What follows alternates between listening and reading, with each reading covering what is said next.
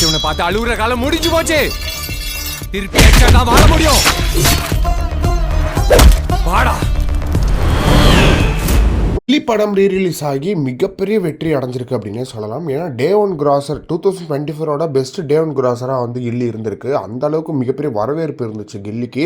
இந்த வருஷம் captain Miller, அயலான், அதுக்கப்புறம் வந்து லால் சலாம் போன்ற மிகப்பெரிய படங்கள் வந்திருந்தாலுமே கூட அந்த படங்கள்லாம் சரியாக போகாத நிலையில் இப்போது கில்லி படம் மிகப்பெரிய சக்ஸஸ் அடைஞ்சிருக்கு. இந்த நிலையில் வந்து ஏஎம் ரத்னம் அந்த ப்ரொடியூசர் என்ன பண்ணியிருக்காரு அப்படின்னு பார்த்தீங்கன்னா, கில்லி படத்தோட ப்ரொடியூசர் நேராக விஜய் அவர்களை போய் பார்த்து விஜய் அவர்களுக்கு மாலையை செலுத்தி அவரோட மரியாதையை தெரிவிச்சிருக்காரு. அது மட்டும் நீங்கள் வருஷத்துக்கு ஒரு படமாக நடிக்கணும் சார் அப்படின்ற மாதிரி சொல்லியிருக்காரு. ஏன்னா நிறைய இடத்துல விஜய் அவர்கள் தான் வந்து இங்கே தமிழ் சினிமாவை அந்த ஒரு சேவியராக இருந்திருக்காரு. நீங்கள் மாஸ்டர் திரைப்படம் வரலை அப்படின்னா இங்கே வந்து சினிமா தியேட்டர்ஸ்க்கு ஆடியன்ஸ் வர கூட்டம்ன்றது மிகப்பெரிய டவுட்ஃபுல்லான ஒரு கூட்டமாக இருந்திருக்கும். பட் விஜய் அவர்களோட மாஸ்டர் படமாக இருக்கட்டும், லியோ படமாக இருக்கட்டும், எல்லா படமே ஆடியன்ஸை வந்து தானாக தியேட்டர்ஸ்குள்ளே கொண்டு வருது. படம் ரிவ்யூ வைஸில் படம் என்னவா மோசமாக இருந்தாலும் சரி, நல்லா இருந்தாலும் சரி, விஜய் அவர்களுக்கான மார்க்கெட் இருக்குது இல்லையா, அது வந்து ஒரு ப்ரைமில் இருக்காது. அவரோட ப்ரைம் ஃபார்மில் இருக்கார் விஜய் அவர்கள். பட் ஆனால் இந்த டைமில் பொலிட்டிக்ஸ் வராரு அப்படின்னும் போது வந்து தயவு செஞ்சு பாலிட்டிக்ஸ்லாம் வந்தாலுமே கூட அவர் கேட்குற மாதிரி ஒரு படம் வருஷத்துக்கு ஒன்று கொடுத்தீங்கன்னா தமிழ் சினிமாவும் நல்லா ஆரோக்கியமாக இருக்கும். ப்ளஸ் வந்து